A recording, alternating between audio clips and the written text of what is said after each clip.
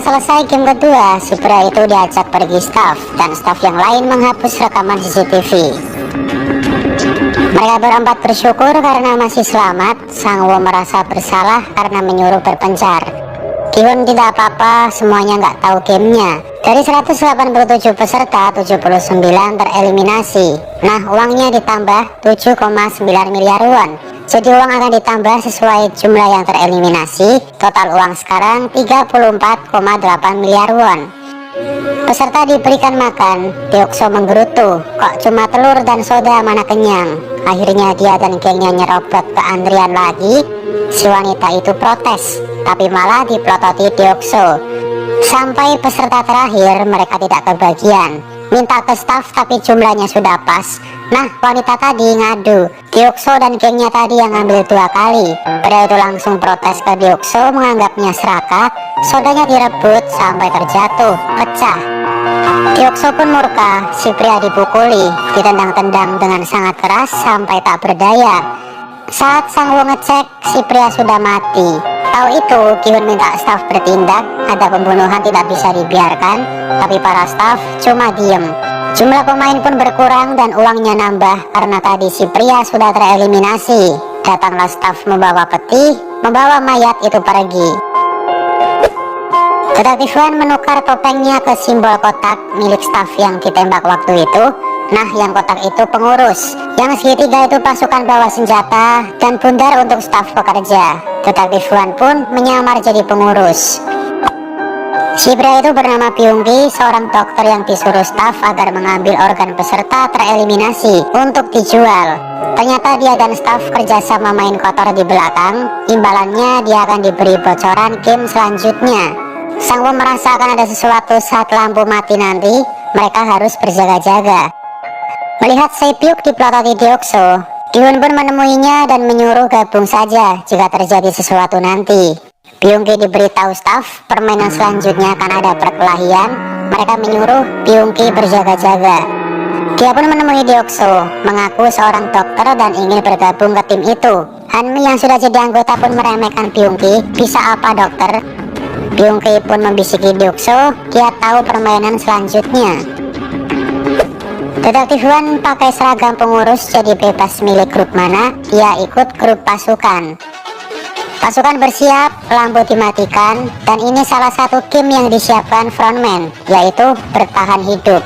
Deokso membawa pecahan botol, wanita tadi yang ngadu langsung ditusuk sampai mati, lampu dibuat kedap-kedip, ranjang pun diambrukan, membuat suasana rusuh.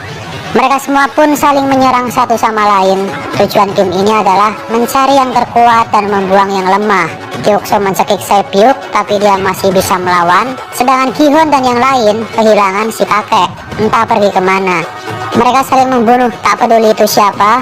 Sepyuk minta bantuan Ki-hun. Ali pun datang membawa besi besar, dan Ki-hun membela Sepyuk dari amukan geng Deokso, karena dia sekarang anggotanya. Dari atas si kakek teriak, "Aku sangat takut." Hal itu dilihat frontman dan menyuruh hentikan permainan. Permainan selesai, pasukan masuk menembak untuk peringatan. Para korban dicek satu-satu dan mereka dinyatakan tereliminasi. Detektif Wan bertanya ke Ki-hun, apakah ada yang bernama Hwang In-ho? Itu nama si kakaknya guys, tapi Ki-hun nggak tahu. Para korban langsung dipeti dan dimasukkan ke tungku pembakaran. Mereka mengkhawatirkan si kakek tadi, dan bagaimana bisa naik ke atas seperti itu. Tapi si kakek cuma diam. Nah, di sini mereka saling mengenalkan nama asli. Dia Ali Abdul asal Pakistan, bukan India ternyata. Sepyuk juga mengenalkan diri, dan si kakek ditanyai nggak jawab, seperti sulit menyebutkan namanya. Ki-hun pun memaklumi, mungkin sedang shock. Byung-ki sudah gabung gengnya Deokso, dia dokter yang rumah sakitnya bangkrut, bertekad akan membawa uang itu. Sedangkan jumlah peserta sekarang tinggal 80 orang. Hanmi memanggil Deokso sayang dan menggodanya mengajak ke toilet. Nah, di sini mereka entahlah ngapain guys. Pokoknya intinya Hanmi ingin selalu bersama gengnya Deokso, keluar dari tempat itu bersama-sama dan jangan meninggalkannya. Deokso pun berjanji. Detektif Wan kembali menulis kronologi kejadian. Dia mendengar seperti suara orang batuk, jadinya curiga, mungkin itu sandi Morse. Diketiklah sandi Morse dan menunjukkan nomor 29. Kira-kira apakah itu?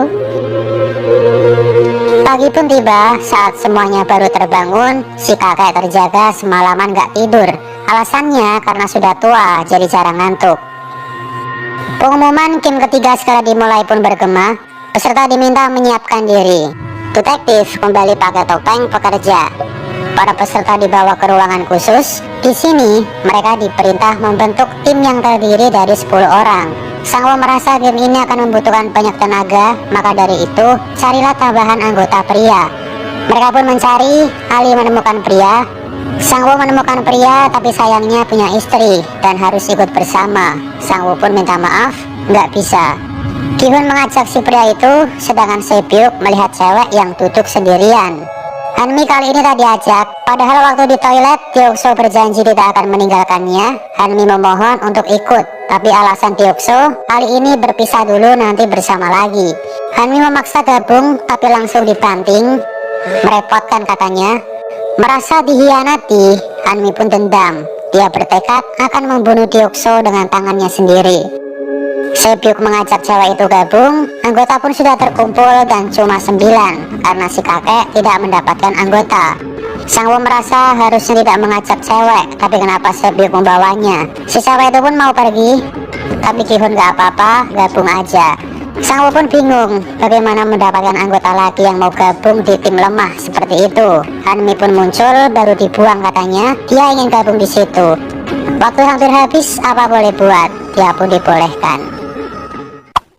Masuklah mereka ke arena permainan. Game ketiga ini adalah tarik tambang maut. Seperti pada umumnya, bedanya yang kalah akan mati.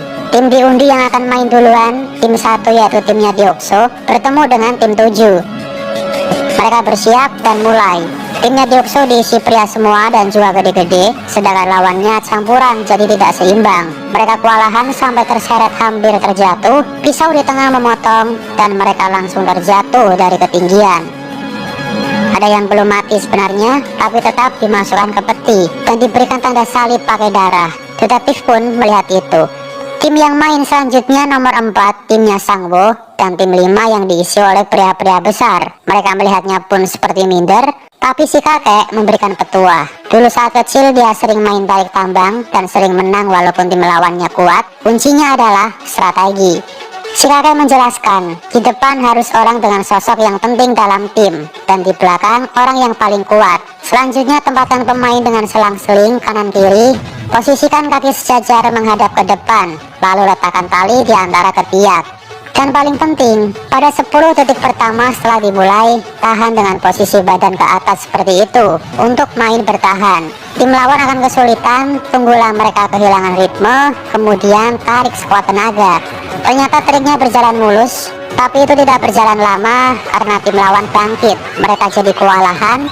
Sangwo menyuruh maju 3 langkah setelah aba-aba agar tim lawan terjatuh ke belakang. Sangwo pun menghitung 3, 2, 1 dan cerita pun selesai. Lanjut episode 5.